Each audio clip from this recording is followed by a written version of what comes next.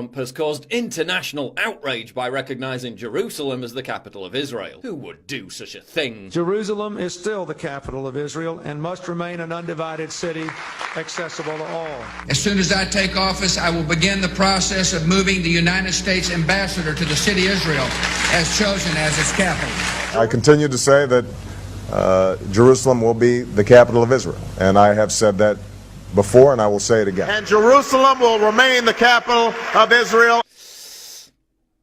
Oh, but why is Trump doing this now? Why is he inflaming the Middle East and provoking an explosion of violence? Whoa, whoa, whoa, whoa, whoa, whoa. Why would Muslims resort to violence? As we all know by now, Islam is a religion of peace. So, I mean, it's impossible. I don't understand. You're saying Muslims have so little control over their actions, they're just gonna flip out like animals. Sounds pretty Islamophobic to me. And I mean, it's not as if they're setting fire to their own neighborhoods and violently attacking Jewish restaurants.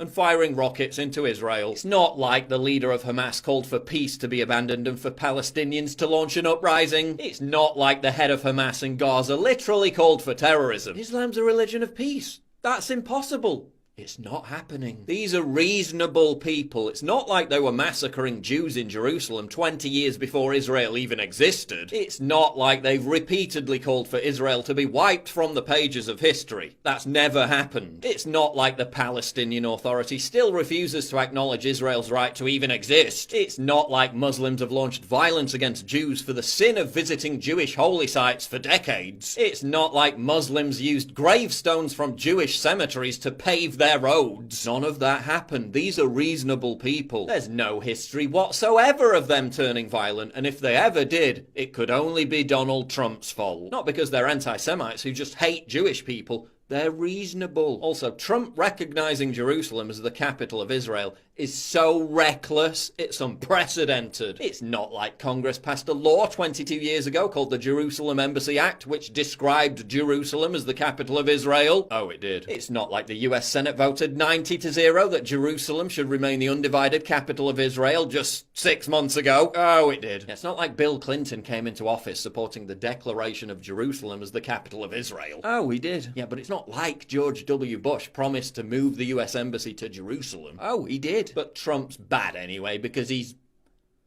following through on his promise.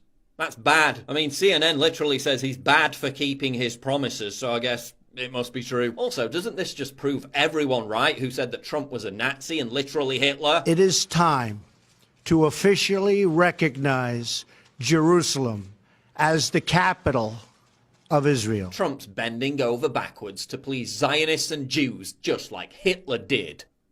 What?